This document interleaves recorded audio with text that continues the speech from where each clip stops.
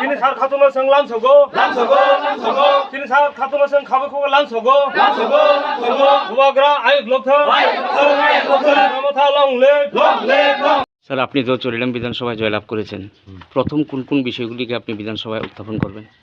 প্রথম বিষয়টা হচ্ছে এই চরিলাম কনস্টিটিউন্সি বিধানসভা কেন্দ্রে আমাদের মধ্যে যে বিভিন্ন পার্টি যার যার স্বাধীনতা হিসাবে বেছে নিয়ে রাজনীতি করেছেন, ভোট দিয়েছেন, তাদের সবাইকে নিয়ে যাতে পিস শান্তি স্থাপন করা যায়, এটাই আমার লক্ষ্য থাকবে। আর একটা কথা হচ্ছে জয় পরাজয় সবারই হতে পারে। আজকে অনেক পার্টি এখানে 3টা পার্টি এখানে প্রতিদ্বন্দ্বিতা করেছেন, তার মধ্যে আমি জয়লাভ করেছি। তাই বলে যে সিপিএম, কংগ্রেস বা অন্য পার্টিকে তাকে আন্ডারস্টিমেট করে তাদেরকে অশান্তি দেবে, সেরকম লক্ষ্য, সেরকম প্রিন্সিপাল আমার কাছে নেই। আমি চাই পিস, জাতি উপজাতি সকল অংশের মানুষ যাতে শান্তিতে বাস করতে পারে। আয় উপার্জন করেই হোক, সরকার তো সব দেওয়া তো সম্ভব নয়, কিন্তু নিজে উপার্জন করে নিজেকে জীবিকা নির্বাহ অর্জন করার পরেও মানুষ শান্তিতে থাকতে পারছে না, সেরকম পরিবেশ যাতে না হয় সেটিকে আমি লক্ষ্য রাখবে।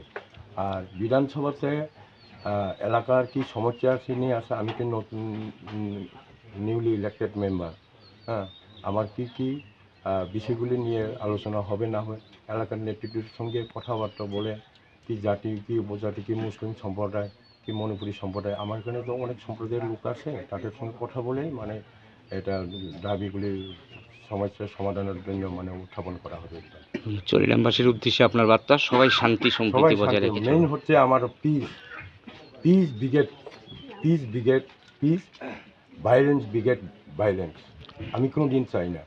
আমি যে বারবার আমার একটা ভিডিও ফুটেজ করে আমি জয়লাভ হওয়ার পরে আমি একটা ভিডিও ফুটেজ করে আমার ইলেকশনের আমি পাঠিয়েছি যাতে পিস মেনটেন করা যায়। পিস না হলে পুরো আমি এইখানে একজন চরিলামের কনস্টিটিউন্সির প্রতিনিধি হিসেবে আমি নির্বাচিত হয়ে মানুষের যদি কাজ করতে পারে, মানুষের যদি কাজ করার সেই একটা মানসিকতা যদি না থাকে, তাহলে আমি এখানে নির্বাচিত হয়ে কোনো মানেই থাকে না। আজকে কোন জায়গাতে এসেছেন এখন? আমি আজকে চরিলাম কনস্টিটিউন্সির মধ্যে এখানে একটা যে বরপুকুর, বিষমুখের কাছাকাছি বরপুকুর, এলাকাবাসীর সঙ্গে মিলিত হয়েছে। বরপুবাড়ি।